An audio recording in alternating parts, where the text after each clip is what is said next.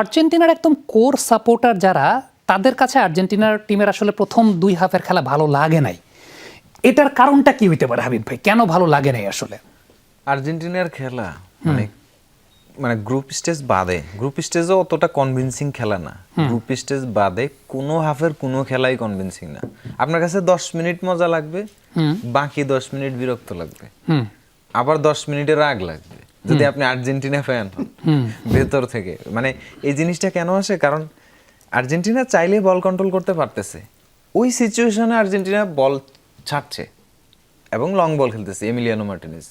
মানে আননেসেসারি। আমার আপনার মতে আমরা যারা স্বাভাবিকভাবে খেলা দেখতেছি তাদের কাছে আননেসেসারি, কিন্তু ওদের জন্য মেবি এটা কোনো প্ল্যানিং হইতে পারে। প্ল্যানিং ছাড়া কিন্তু এখানে তো সেকেন্ড বল রিসিভ করার মানুষ দেখি না।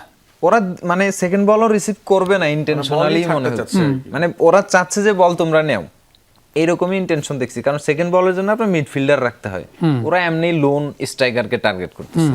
এটা অনেকটা কিছুটা অ্যাথলেটিকো মাদ্রিদ স্টাইলের খেলা বলতে পারেন।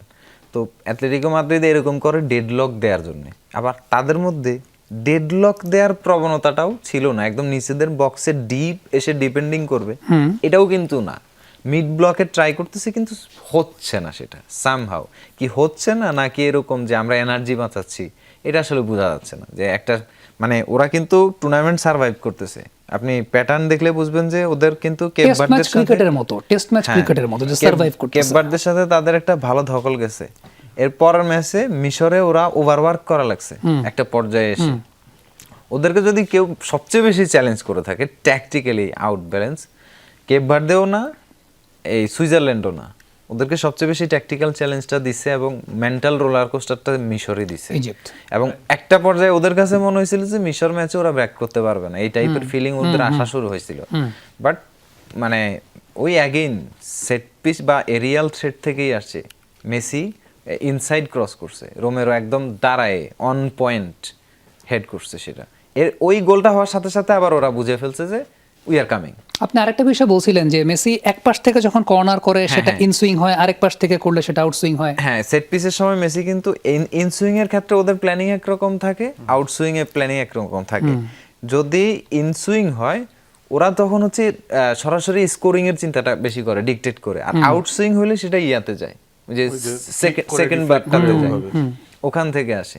তো মানে এই জায়গাটাতেও তাদের পজিশনিংটাও আলাদা থাকে, প্ল্যানিংটাও আলাদা থাকে। অর্থাৎ এইটা হচ্ছে কনফার্ম যে প্লেসমেন্টটা মেসি করবে। সো ইনসুইং যে মানে লেফট হইলে একরকম, রাইট হইলে আরেক রকম পজিশনিং, এবং সেটা তাদের একদম মানে আপনি ম্যাক্স ক্ষেত্রে যতগুলো কর্নার দেখবেন এরকম হয়েছে যে হয় আর্জেন্টিনা টানা কর্নার পাইতেই আছে, আর না হলে এরকম হয়েছে যে আর্জেন্টিনার প্লেয়াররাই মাথা পাইছে বলে। মানে এতটাই ডেডলি সিচুয়েশনটা আসে।